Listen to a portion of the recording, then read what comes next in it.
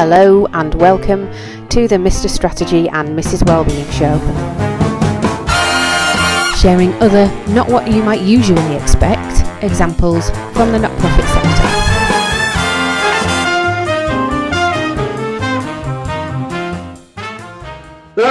Hello awesome humans, and welcome to episode 3 of Mr. Strategy and Mrs. Wellbeing. We're back after a brief hiatus, and we're hoping to do these a lot more regularly now.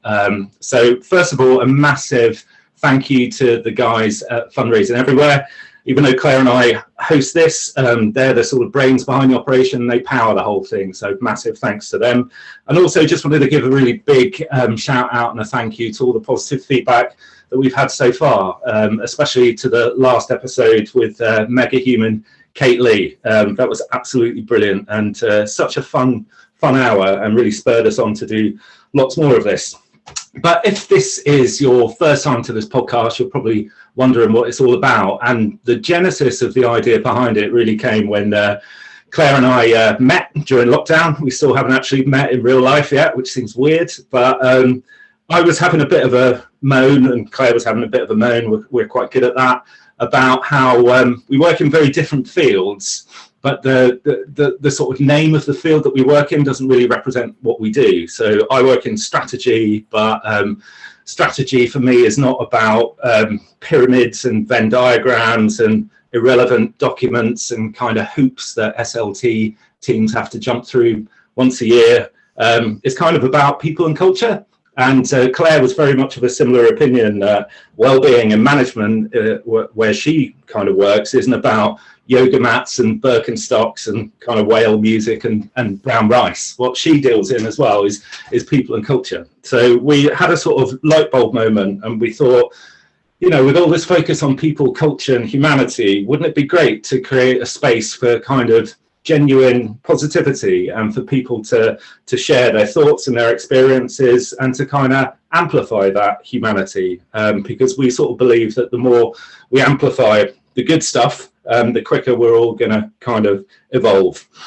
So we've got an absolutely amazing guest today who's top of the hero list for both Claire and I, so we're massively stoked that he's agreed to come on, and I'll just hand over to Claire to introduce him. Hello, yes. So today's awesome human is Simon Blake. Simon is Chief Executive of the Mental Health First Aid England, a social enterprise which trains adults in mental health knowledge, awareness and skills. He's also Deputy Chair of Stonewall and is a companion of the Chartered Management Institute. He's written about a number of different issues, and this week has co-published a collection of stories written by people who have experienced the death of a sibling with Samaritan's CEO, Julie Bentley. Simon is from Cornwall. He has a staffie named Dolly Parton who may enter the call just as my dog has decided to do. Right at that moment, the door magically opens. Simon is from Cornwall. He has a staffie named after Dolly Parton and co-owns a horse called Boris. He likes the cliffs and the sea, and he's a bit of a runner. Simon Blake, awesome human being. Hello. Thank you very much for joining us, and welcome. Thank you very much. Delighted to be here. Sitting in a house in Cornwall as we speak, in fact. Amazing. So, Simon, would you please introduce for us what it is that you would like to enlighten the world about in the next 15 minutes, please? Sure. I guess there's two things which are on my mind, and I don't know. I guess whether I enlighten people, I'm not sure. But what I certainly hope to do is to spark some thinking. I mean, it's sort of thoughts I've been having about the link between well-being and performance. So the two sort of parts of your bit, but also what is that sort of the missing piece, I guess, and just want to talk a bit about, you know, whether we talk enough about what motivates us as people to do the work. We often talk about well-being or performance, when actually we know that well-being and performance go hand in hand. But motivation may be driven by well-being, but it's also driven by a whole range of other things. So I want to talk a bit about that, and also a little bit about how we might want to use well-being as an organising frame for everything around strategy. We often talk about different things, the gender pay gap or the race pay gap or sponsorship of key people or being seen and heard in the workplace as if that's separate from well-being. And in Wayne's intro, when talked about it not being about yoga mats and brown rice or pot noodles or whatever it is, but actually those things are important as long as we've got all of the other bits right. So just those two bits really, and so shall I just kick off?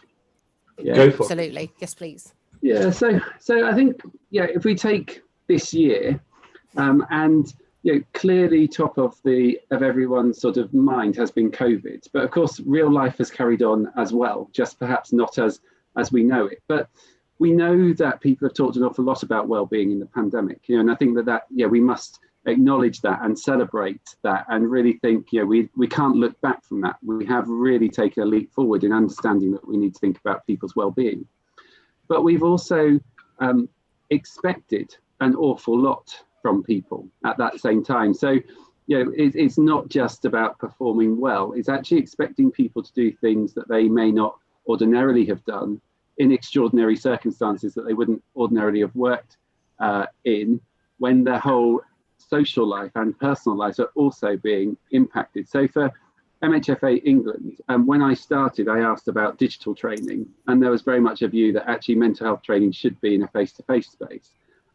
Fast forward 8 months since the pandemic, we're a digital training agency currently because you can't do face-to-face work. But that massive psychological shift and practical shift of repurposing, rebuilding courses for virtual environments was done from people's bedrooms, from people's lounges, from people's kitchens as they looked after children. And so, of course, well-being was likely to be affected for some people positively and for others perhaps negatively. But we asked people to perform, and they really did. But I think most of us thought it would be for a shorter period of time. We were just, certainly at MHFA England, we were just getting back into the office. We were doing our trials of the office when suddenly it was actually, this isn't going to continue because we're going to head back into greater restrictions and lockdown. And I remember sitting in wherever I was sitting, listening to our Prime Minister talk about the winter and what it was going to look like. And I wouldn't say impact on my well-being, as he said, it was going to be a long winter and there would be restrictions and lockdown. But I do remember that distinct feeling of dread.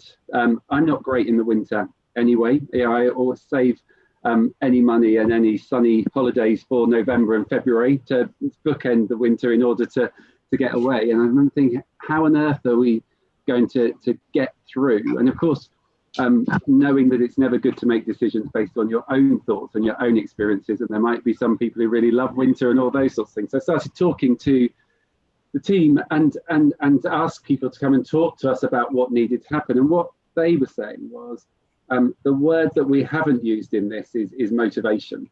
So we've often talked about well-being, and yet people have felt under pressure. So even with the best intentions, where we've been focusing on well-being, and I would say MHF England is better than many organisations. It's the core of our business. But even people in that environment were feeling that sometimes that rub. We're saying take holiday, and yet they're thinking, but we're just about to deliver our core product and transfer it online. Or we'd be talking about well-being is really important, and we had to change the way that we delivered our well-being week in the summer because of business needs. And so we just started having a conversation about motivation. Even when things are feeling grotty, either in personal, if there are changes that have to happen within teams, any reductions, etc. How are we going to keep motivated rather than how are we going to keep well? So and I guess it's slightly nuanced, and I haven't sort of teased it out, but people felt like it was important to build that link between your well-being, your motivation, and your performance, and ensuring that they felt well all the way.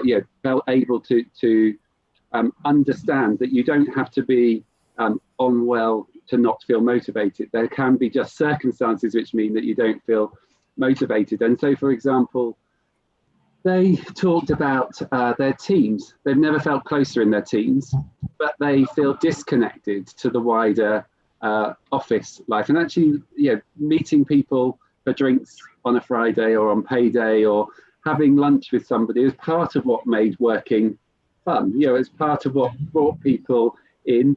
Knowing and understanding and learning from other people in the organisation. It's also some of those things which have felt like they weren't happening in quite the same way. And so their request to us was really to understand those wider impacts, which are really about what have we lost in this period. And we have gained some things, but what have we lost as well? And what are those things that we've lost impact on people's motivation to do their job, their satisfaction with the job, rather than their well-being? So I just think it's not entirely formed as a set of thoughts, but I just think it's something to add into the melting pot in the conversations around strategy and well-being. Do you want me to just go on to the second Absolutely. bit? So the second point, which is connected. Yeah. So and then I guess I came into mental health as a Mental Health First Aid England as a non-expert around mental health in the workplace. And our strategic focus is around helping workplaces to transform. So I came in as a non-expert around that, but also as a gay man, as a man interested in equality, as somebody working as a trustee at Stonewall. So I had that sort of sense of understanding around workplace equality rather than workplace well-being. And I guess when I was talking to colleagues and some of our clients and to fellow chief execs and other people in the sector, one of the things that became clear is that sometimes we think, am I going to focus on the gender pay gap? Am I going to focus on getting the confidence about disability? Are we going to do Stonewall Equality Index? And these things start becoming sort of in competition with each other. And somehow it feels to me as though we need to just think about work and everything to do with it through that lens of well-being. Because at the heart of work creating well-being is a job that's manageable.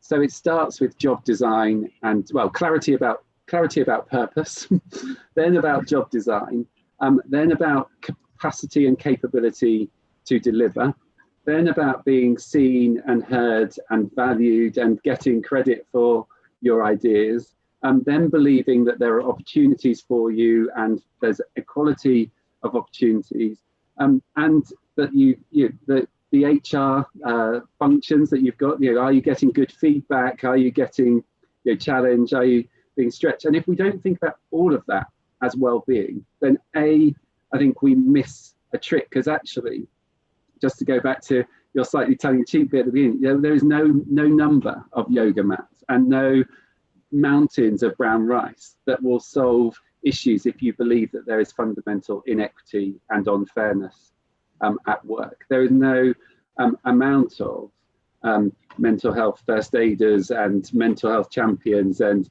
training that will deal with some of those fundamental inequities. So if we want work to be about health creation, if we want work to be rewarding and the backbone, I guess, of community, individual community and societal well-being, then trying to think about strategy, trying to think about operational implementation as being about well-being and diversity of well-being and the well-being of the organization, then it starts I think giving you some different ways of knowing and understanding that you can start moving forward on a number of fronts. You don't have to choose between doing something around LGBT equality or race equity or disability confidence or it's about saying we're an environment that you can bring your whole self into work, and we will do everything that we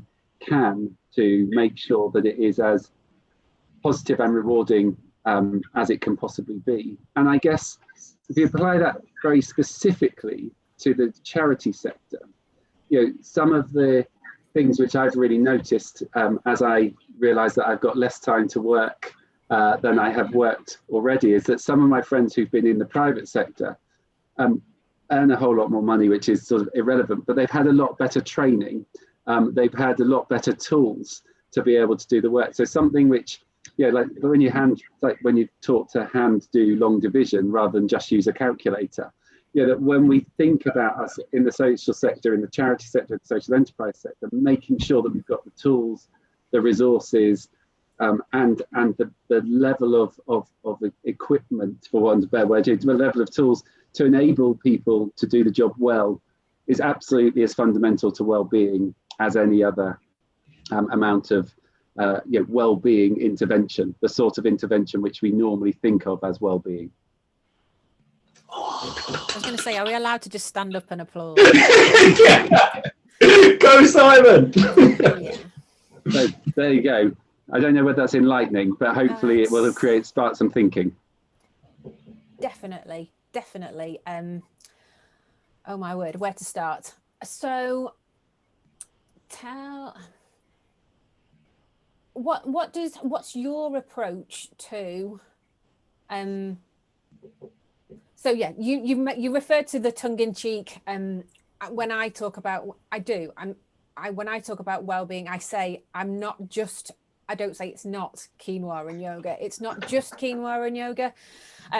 So all of those things you said about everything impacts on your well-being, and some days you're better able to cope with it than others. In the research I did, people said, my office says they do really well at well-being and they provide us with fruit and yoga at lunchtime, but we don't have the time with the workload we're given to eat the fruit or attend the yoga. That's not well-being. What is your approach to how you balance that within your own workplace? What with it having a focus on mental health, do you feel the need to get it right because of the subject matter of your organization, or do you feel the need to get it right because you know it's the right thing to do and it just so happens to be the subject matter of your organization? Is there more impetus for you to get it right, if you see what I mean? Yeah, I mean, I guess the first thing to say, of course, is that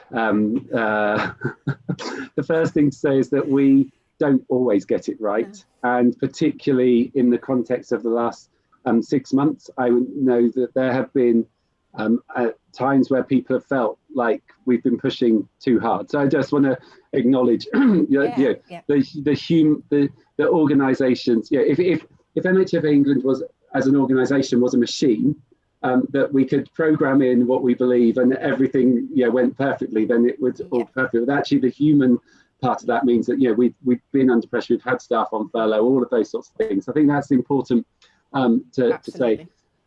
I think we are a mental health organisation, and I inherited an organisation, or whatever happens when you take over as chief exec, that has really thought about well-being in lots of and everything that it had done, and people come to work for us and they expect us to be really thinking about mental health and well-being. We do a lot of things in the context of that wider piece. If you were to actually look at all of our things for well-being, our one-to-ones, the first question is very much about people's well-being and designed in order to help people to understand and to connect. If we make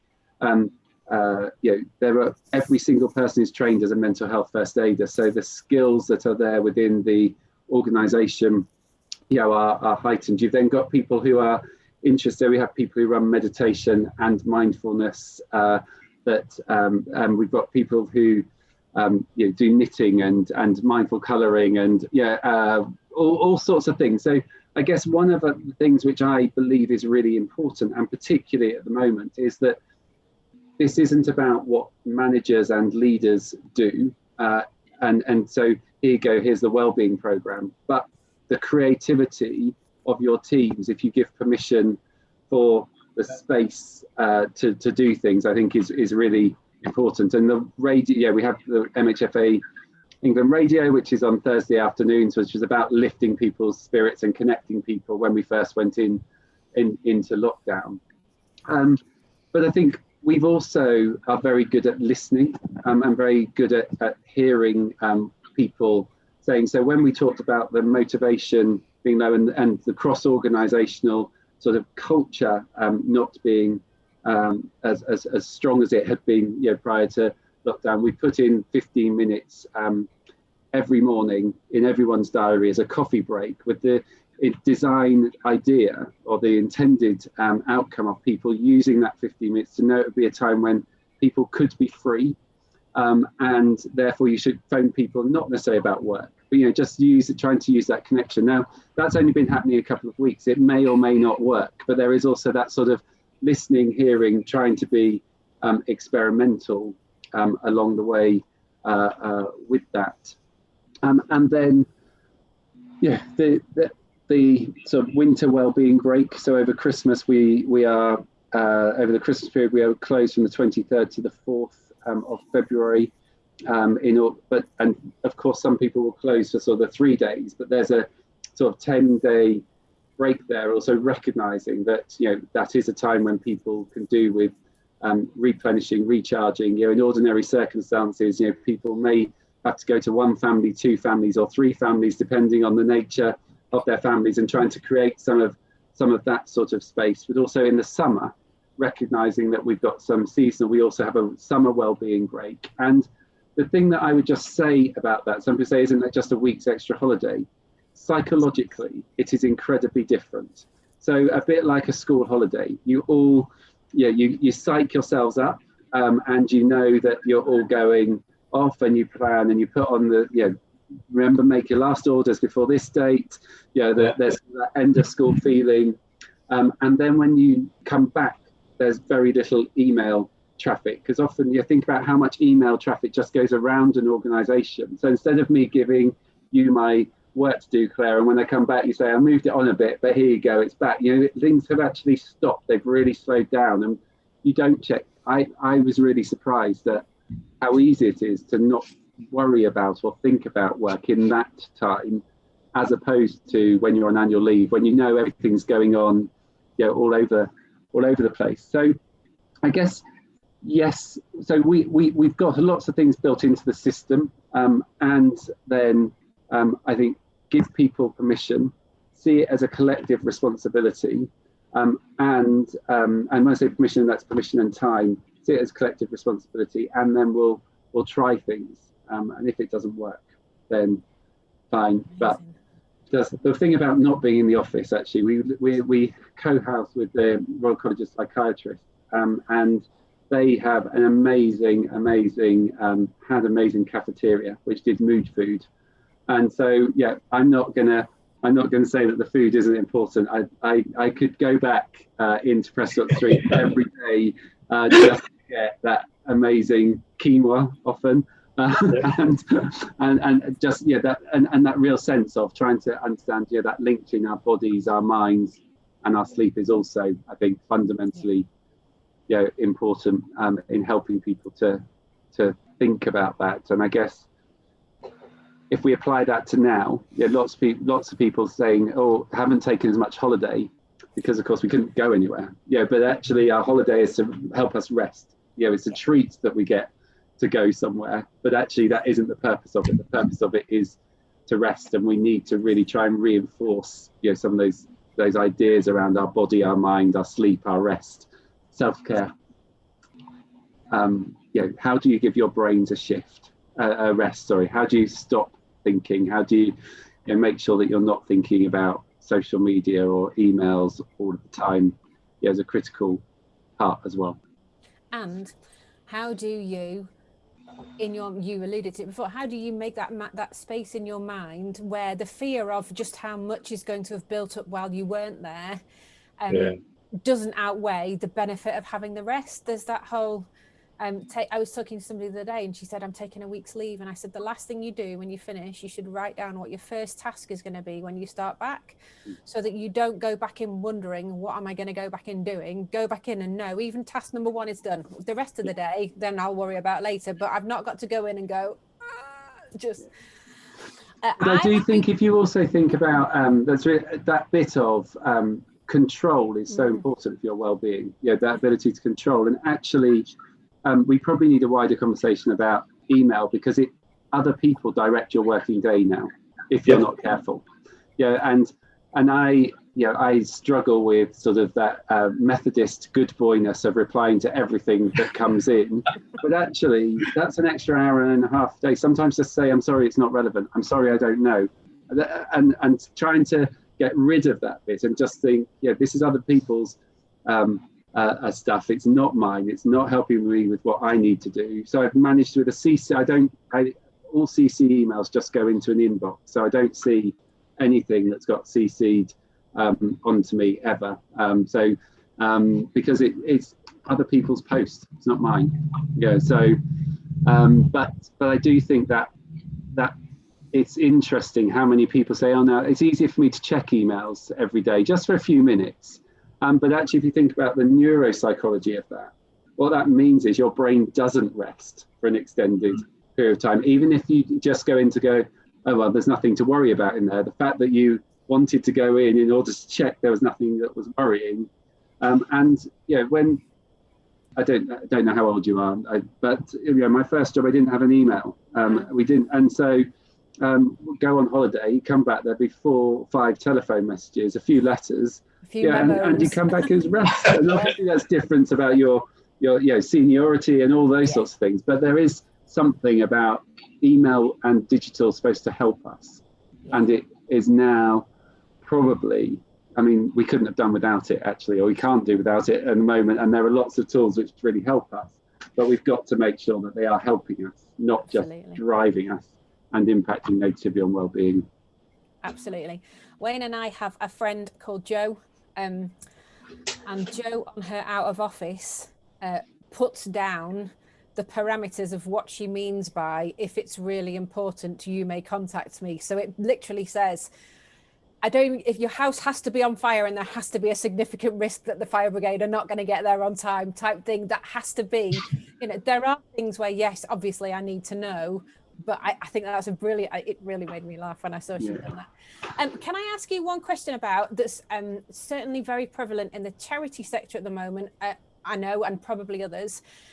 What has been your experience at MHFA England of the people who have stayed working all the way through and the people who were put on the furlough scheme, and how have you managed to marry up the reintegration of those two teams? Because there definitely seems to be some places that are nailing it better than others, for want of a better word, and I'm really intrigued to know how that has been, how you've got over that hurdle within your own organisation, because it's a huge different set of circumstances, isn't it?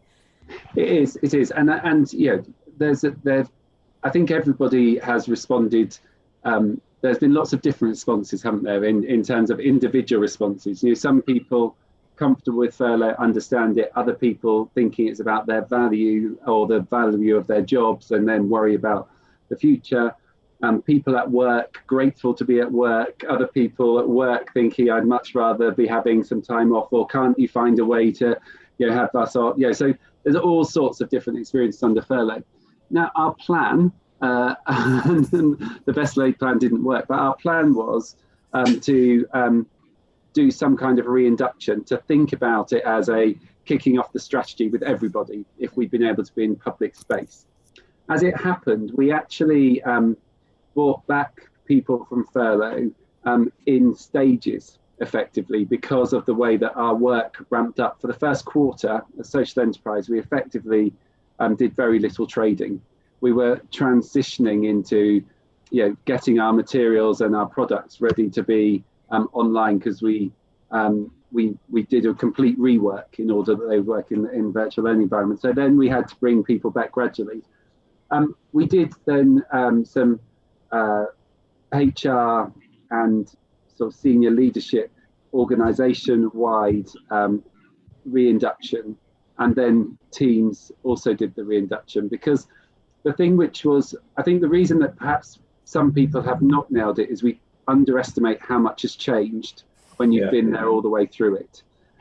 Actually, some of our people are like, wow, I can't believe this is the same organisation. We now have 5 objectives.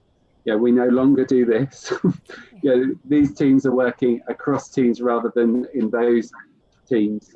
and we're not doing face-to-face training at the moment. And when you're just there, busy, head down, trying to work that, just you just feel it. Whereas actually, so I think it's that bit of treating it as reinduction, a new strategy, and thinking about all the ways that you would get people to understand an organisation, a strategy, or a different way of working. That's been our bit, and the feedback has generally been that we did that well. Brilliant. And finally, from me, what examples have you seen of other organisations, not necessarily even social enterprise or charities, but what examples have you seen since lockdown, particularly, of where you think people have really got the whole mental health and well-being and what the whole of that brings to the table, rather than just the stereotypical bits? People, who have you seen that you think has really nailed it, obviously in addition to MHFA's intentions to nail it, whether or not so we do a lot of work with private sector organisations, with the financial services and professional services organisations, and Poppy Jaman, who was my predecessor at MHFA England, runs City Mental Health Alliance, and bringing together through the City Mental Health Alliance, Poppy has facilitated amazing conversations, and the sort of, I guess, emotional literacy and mental health literacy that we would all hope the leaders of organisations and leaders and managers everywhere would have. Similarly, I've seen the same, people like Matt Hyde, the Scouts. If you think about, the way of dealing with some really difficult scenarios, and so I have a WhatsApp group of chief execs. I know you have your WhatsApp group of people to talk to, just doing all sorts of inspiring things, around giving people, their Recuperate Fridays, or doing the quizzes. And I think the bit which is really where I think that we are seeing people who get this and the people who did it are those who are still putting effort into it now, because actually this is this now has become usual. What we are in now, in some way, shape or form, is very, very familiar, and as things become familiar, we tend to stop doing things. We were all very keen, weren't we, at the beginning, to jump onto Zoom on Friday nights and all those sorts of things. So I was just about to say, don't do that anymore. I am going to a Zoom disco at 7:00 tonight, so I'm looking forward to that. Did last week as well. But it's the people who are still doing it now, the people who are recognising and have learnt and have integrated it into the way that they are thinking about and talking about. And of course, the easy thing to think about this is that it's expensive, or it's a programme, when actually it's about looking through a lens of well-being and kindness and humanity, and understanding that and ensuring that informs all the way through. Empathy, I guess, isn't it? It's the empathy. And so back to your bit about furlough staff, I think probably where people have got it right is where they've had empathy with people's different experiences, rather than come on, you're back to work. So that sort of empathy with the psychological contract and the way that we are human beings in a workplace and an environment that have got all sorts of things going on around us as well. So I think that a lot of people have really, really been on a big journey around well-being this year. It will be what's sustained as we go through. And of course, that lots of people having to make really difficult decisions. And those difficult decisions don't lend themselves to warm feeling, even when you do them incredibly well. Of course, you get things done badly and things done well. But when there are difficult decisions and you're impacted by those, they're hard, regardless of how well they're done. They're just hard. And I think that sometimes that can put people off from really thinking about well-being and doing everything in the best way that they possibly can, even though the outcome might still be a difficult decision. Amazing. That's really great. Just sort of reflecting on what you're talking about there. I don't have it's a dreadful thing to say. I don't have a specific question, but I have real empathy for. It's the first time I've really thought about it. That slight definition or difference between well-being and motivation. And if I look back on my own journey through lockdown, you know, like first lockdown really affected my mental health and my well-being. You know, we've got an adopted son with additional needs, homeschooling, all of that stuff, and we all really suffered. And it was interesting that we weren't all down at the same time. I think that would have been catastrophic. We're always sort of propping each other up, and you know, that was definitely about my well-being and my mental health. But this lockdown, it's much more about the sort of boredom and the monotony and the lack of motivation. And, you know, just even speaking to friends, it's like, I think my well-being's all right at the moment. I think I'm quite buoyant, I'm quite up, and I'm quite in a good place. But I'm really bloody unmotivated just because of the longevity of this. But, you know, and that was reflected back at me. That's like, oh, that's about your well-being, mate. You know, you need to focus on this, you need to get enough sleep and whatever. And it genuinely isn't, you know, and to kind of separate those things and to focus them on as two different things, that was a proper light bulb moment for me. So thank you, Simon. That's something I'm definitely going to explore further myself. Yeah, and I think thank you. I think you're right. That sometimes it is about your well-being, but sometimes, yeah, it's about the job, and of course your lack of motivation or whatever they're cyclical, aren't they? They're so interconnected, but they can be different. And I think that's my point, that we shouldn't always think that it is well-being. That sometimes there's a difference in there somewhere. And I must say, it feels like it's a pub conversation. Unfortunately, we can't go to the pubs. Although I can, of course, because I'm in tier 1. People that are in tier 1. I've got pockets full of Scotch eggs. I can go wherever I like. Yeah. Okay. So let's draw a line onto that one then, and move on to sort of part 2 of the podcast. That was really brilliant, by the way. And weirdly, part 2 was a sort of throwaway thing that Claire and I put together, but it's fast becoming everyone's most popular bit of the whole bleeding thing. So what we're going to do is we've got 6 questions, 3 from me, 3 from Claire. It's going to be a pincer movement like the velociraptors in Jurassic Park.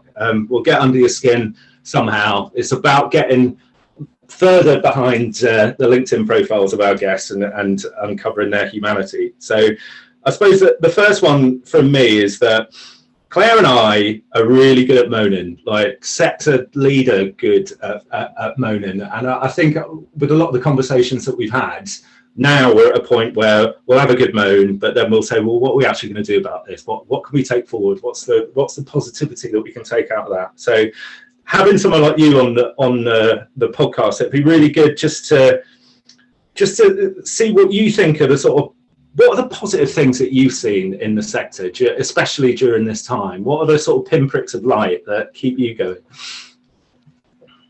So I think the number one thing has to be the solidarity and camaraderie. I think people have felt, everyone has been sharing, everyone has been helping, people have been amplifying each other's work, their fundraising campaigns, their messaging, and that has to be brilliant. And I think that there's something that we need to learn and think about beyond this period, because for the general public it doesn't always make sense.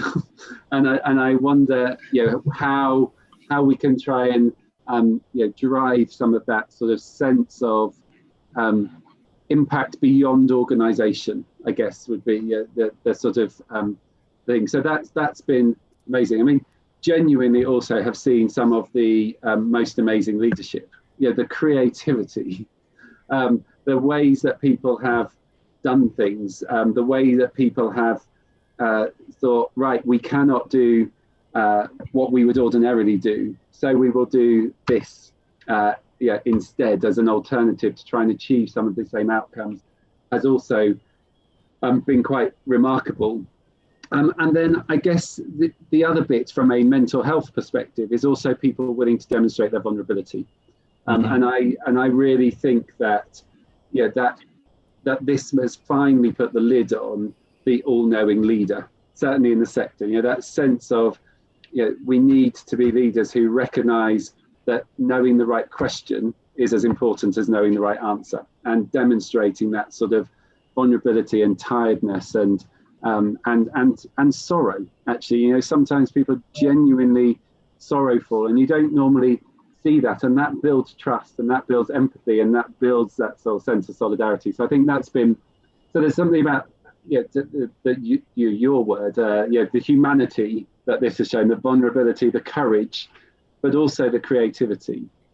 And yeah, I mean, it's humbling, actually, isn't it, to have seen people literally throwing everything at their organisations and what they can do in order to ensure that the beneficiary and the beneficiary impact isn't negatively impacted by it, and doing that in really difficult circumstances. I mean, we do the way that the charity sector waited around funding, the way that the funding didn't ever reach the sector, the disdain from our political leaders around this. Actually, there are times when people could have had a very different response, but actually it just made people dig their heels in and be even more determined. And absolutely huge respect for that. I guess the other thing which I would really say is, I think that some people in the sector's responses to the killing of George Floyd, the Black Lives Matter work, and the commitments that we've seen people to finally think about equity in a way which, whatever it takes, we will do, that has been also really, really demonstrated strong leadership. And I think we will hopefully see more and more of that, and the impact that has in terms of diversity and equity moving forward. Fantastic. Talking our language, Simon. That's why you're in our gang. We love you. And I suppose leading on from that, kind of knowing that this really is a marathon and not a sprint now, what gets you out of bed in the morning?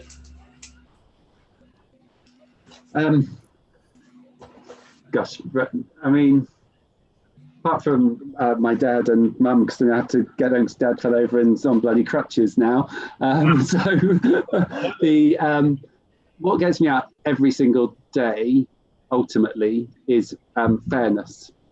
Yeah, my belief in fairness is the thing which keeps me going. And I think I use the word fairness rather than justice, because children told me that that they want the world to be fair, and if a 7-year-old tells you something, you normally know that it's good advice, and so that sort of sense of the world being more fair and feeling more fair, I think, is probably the key thing. And I think there's so much more that we can and have to do to achieve that. And COVID is clearly not the great leveler. That anybody has amplified those inequalities and the unfairness that is structurally at the heart of our society. And we can't. I personally do not want us to continue ignoring and perpetuating those inequalities within our organisations, within our sector, and within society. So that's the bit for me, and that is as strong, I think, about food poverty as it is about racial justice and around climate justice. If I don't feel strongly about it, it's normally because I don't know enough about it. And as I learn about it, I can feel that there's actually a fire in the belly around most, well, to date, every issue that is about fairness pushes that button. Brilliant stuff. Yeah, and I totally get the difference between fairness and justice. When I worked at when I worked at Amnesty, you know, so some of the conversations about human rights can become quite unwieldy and philosophical and abstract in some cases. But then you go and see some of their schoolwork where they just talk about fairness, and kids immediately get it. It's a brilliant concept. Yeah. Okay, so this not leading on from that, taking a completely different turn, Simon. What is your guilty pleasure? So, one of the guilty pleasures I can talk about.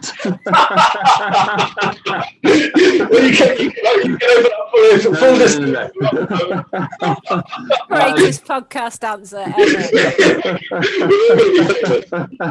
ever.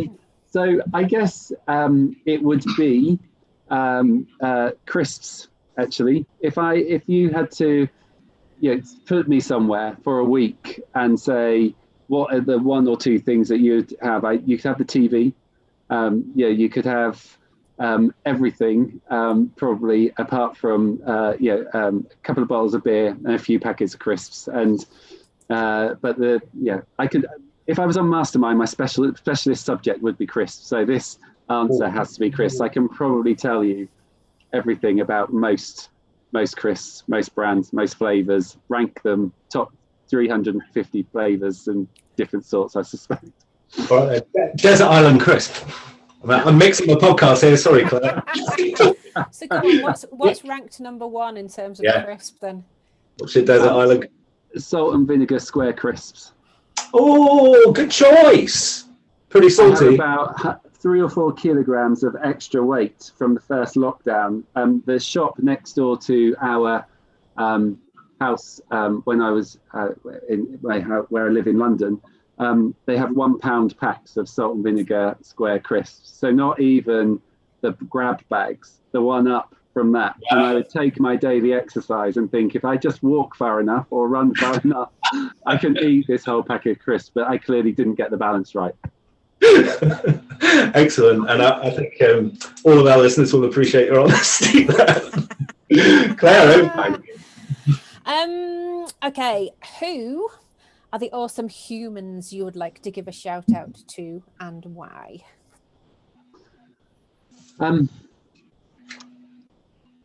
Gosh, there are so many people that I would like to give a shout out to. I think at this moment in time, the group of people, 2 groups of people actually, I think trans people who are just trying to live their lives and facing just awful prejudice day after day, and my heart is so there because it feels like me in 1988, 89. And so that sense of every day seeing people saying you are not good enough, I just think is something which feels really difficult. And then also Black people, people of colour in workplaces that are trying to be anti-racist, trying to do work, having to be around people like us, who as white people learning, understanding, and actually that sense of there isn't time to learn. Therefore, if it was me, I'd be going, there isn't time to learn. This is my life. What has happened? So I think I have a huge amount of empathy for the for people in workplaces as we do this work. And then I think in terms of specific people, Jan Gooding, who was the chair of Stonewall until fairly recently, and very senior director at Aviva, I just learnt an enormous amount about standing up for what you believe is right, even when it's not popular, but doing it in a way which just makes you makes people believe that you've just said something really nice when actually you said something which is really, really easy to be listened to and can sometimes be really hard hitting. There are lots and lots of other people. We probably haven't even got time, but I guess every single person who is putting blood, sweat, and tears into trying to make things better for people in this country right now deserve a shout out. And that's what our sector is about. That's the goodness, of everybody at all levels. And it's so easy when you do the shout outs to talk about the leaders, the people with a leadership position, rather than people who are leading and doing amazing things at all levels of the organisation. So I guess my shout out in this would be to people at all levels, and recognising, acknowledging that there is no organisation without people operating on the front line, and at all levels. Okay, I now feel like a real, I can't say the word for asking this next question. It's so close. Bring it down now. Crumpets or muffins? Crumpets every time. Don't like muffins at all. But crumpet has to have Marmite on it. Oh no! Come on! And is even better if you melt a bit of cheese on top. See? Marmite as well. Under the grill, bit of cheese. Doesn't matter. I actually make cheese on toast in the microwave. What? I'm going to try that. Toast the toast, get grated cheese. Just take a thin bit of grated cheese, and then put it in the microwave for 30 seconds. Take it out 27 seconds, a little bit better. You're my kind of fella, Simon. Good work.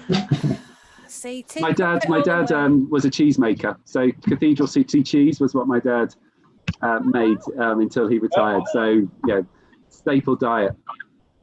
Good stuff. Yeah. Crumpets are good. Marmite not so good. Moving swiftly on. Okay, and now I have a supplementary question to this. So I want to know the answer, and I also want to know if you've ever done it.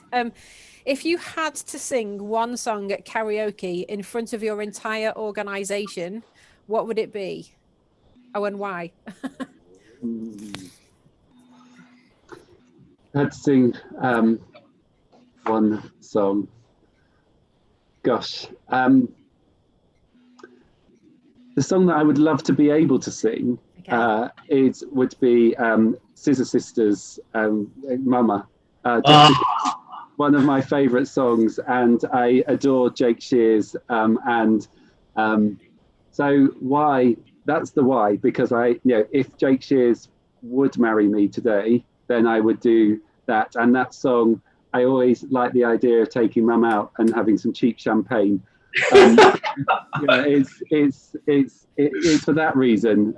Nothing to do. I mean, I'm sure I should have had something, much more philosophically. No, goodness, no. But maybe David Bowie changes, given how much change has happened this year, and acknowledging that and celebrating that. But I would never sing in front of anybody. The last time I sang karaoke in pub, actually that's not true. The last time I did it in front of anybody of any consequence was when I was doing student officer hustings in about 1995, and I did it with a friend. We did Especially For You. Is that the one with Jake, Kylie and Jason did together? Yeah. Oh, yeah. I didn't win. That was it. Never do that again. Oh no! Big shout out for the Scissor Sisters. I got a retweet once from Animatronic, and I genuinely lost my shit for the weekend. Excuse my language. It was amazing.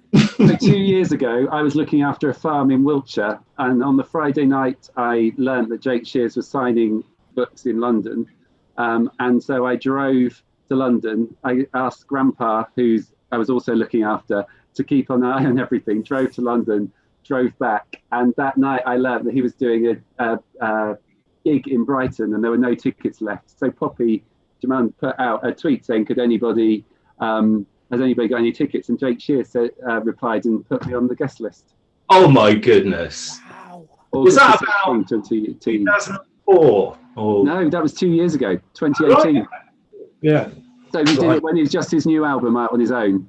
I had this fantasy. I just realised that this is going out, that he was going to come and propose to me afterwards. Brilliant. And on that bombshell, Simon, thank you so much for coming on. We're both massive fans of yours, and that conversation was kind of exactly what I needed at this point, and I'm really sure that a lot of people listening will find solace in the words that you said and find it helpful as well. So thank you so much coming on. It's been brilliant. Well, thank you for inviting me and for everything that you do. And yeah, it's been fun. I've enjoyed it. Although I do now feel as though I may have just started releasing some secrets, which are probably best kept about crisps and Jake Shears at the very least. But you know, that's what we do. That's the power of Murray and Warner. So yeah, to everyone listening, you've got the inside track there on one of our favourite people. And just like to say to everyone, you know, reinforcing what Simon's saying, keep being human, keep being kind, and keep connecting. And thank you very much for listening.